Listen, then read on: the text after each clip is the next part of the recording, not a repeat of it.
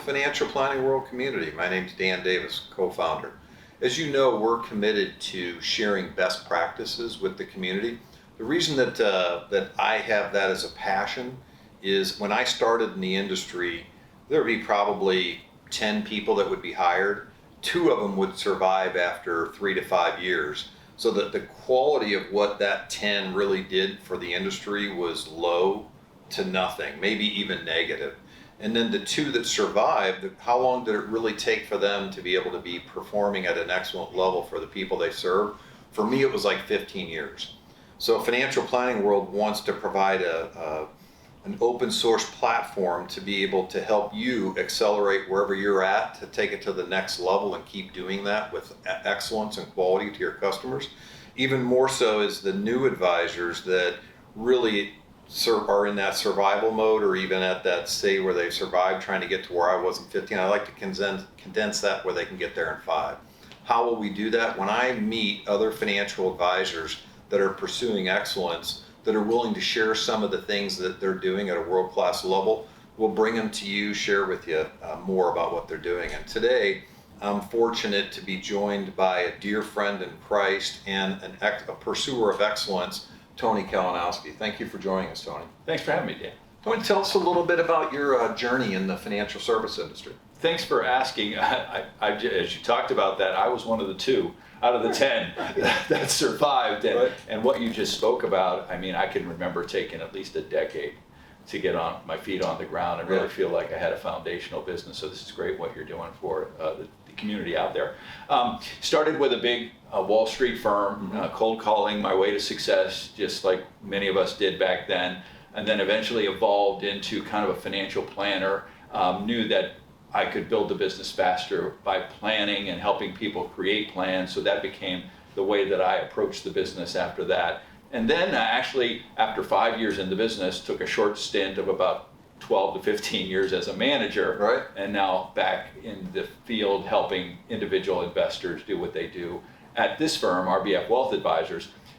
This firm has been around for just short of 40 years. Wow. I acquired the firm about a dozen years ago, right after the great financial crisis, and it's been a great journey. I really love this side of the space, the independent side of the space, and it's just been a fun place to work. Inside of RBF, tell us a little bit about the nature of your practice. Yeah, sure. Still on that financial planning side of the business in terms of what I do.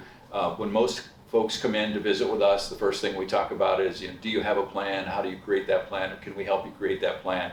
That's where we start. And then besides that, we do investment management. Of course, we do risk management with the insurance side of the business, and also help with some tax planning. We're not accountants by any stretch of the means, but we help them plan and or find an accountant if they don't have one. Excellent.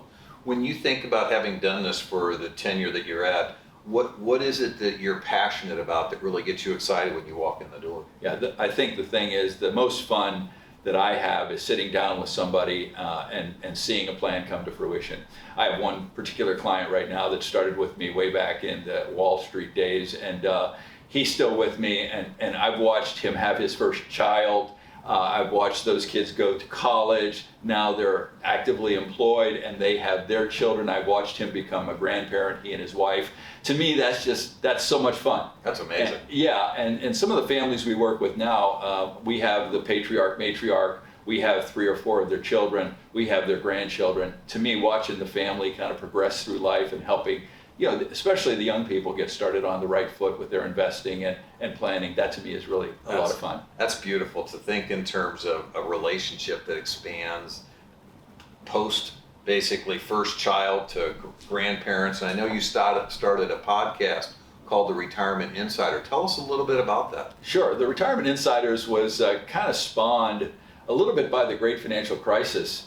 Coming out of that period of time, I noticed that when the economy got back on its feet, a lot of people in the age group of 50 to 60, especially women, were not finding jobs because employers were looking more towards younger people to fill the jobs. Right.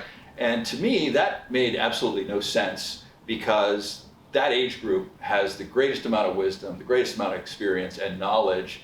And then as I thought through that further, I thought, well, people are actually retiring sooner now. and they're retiring at late 50s, early 60s, and they're going to be living another 30 years. And frankly, our world today faces a lot of challenges and could use some people who are engaged in the community and passionate about helping. And so I thought, how can we help those folks who have covered the financial side of the business and understood, planned well, saved well? How can we help them have a joyful, fun, passionate retirement and be engaged in the community at the same time? I know as I was walking around your office, I see a lot of things on the wall that show me that you've been sponsoring. So I see that you have a passion for being in the community as well. Tell me about the kind of guests and the topics that you talk about as you're helping people transition and be successful in retirement. Sure. So we have two kinds of guests. They are either retirees, someone who is engaged in the community. They're engaged in one of the community charities that we are engaged with. We have them talk about how they found the charity. Did they have kind of misfires? Did they try some charities and didn't work? What else did they do? What are the challenges that they found? Because I think we look at retirement from a financial planning side and think it's kind of a panacea. We're going to get there and it's just going to be perfect. Well, it really isn't. There are actually a lot of challenges, and some of the experts we've talked with, we found that there are quite a few challenges in retirement for married couples and so on and so forth. So that's one guest, the actual insider who's retired and has gone through the process. And then the other guest is the expert or the subject matter expert who has studied retirement and knows some things that they can share with potential retirees about health. We have 6 topics we like to cover: faith, family, friends, fitness, finance, and fun. Nice. And those 6 topics really kind of are what everybody has to get straight in their retirement life, just like they did in their professional life. You got to do all those F's to get an A. You sure do. And unfortunately, most people kind of stop at the finance part, and they don't think about the faith, family. They don't think about the fitness part. And fitness means mental fitness and emotional fitness and things of that nature. So one of the things that I mentioned, one of the guests that we had spoke of the fact that, the incidence of divorce, the incidence of depression, of abuse, of drugs and alcohol is so high among retirees, and you don't hear about that. No, you really don't. Yeah, because I think no one wants to talk about it, right? They don't want to say that retirement is bad. So we've been able to help people from the positive side of that be prepared and say, what are you going to do in the next 25 to 30 years to keep yourself vibrant, healthy, and married, and an asset to your family and your community? As you've done these, I'm sure that you have a standout guest or episode that you did. Tell us about it. Yeah, we've had several. One of our best experts is a fellow by the name of Robert Laura, who kind of turned us on to some of the challenges with retirement. And so he was somebody who kind of helped us understand that it isn't this panacea, and he's been a retirement expert for quite a while. And we actually will bring him back on the show periodically to talk about certain topics that he writes about. And our best guest, I think, was maybe our recent guest, a gentleman by the name of Dean Nilwalny, who was in our business for a long time, but said he realized at some point in his life that he had smoldering discontent with what he was doing. And he ended up leaving the investment business and joining the Halftime Institute.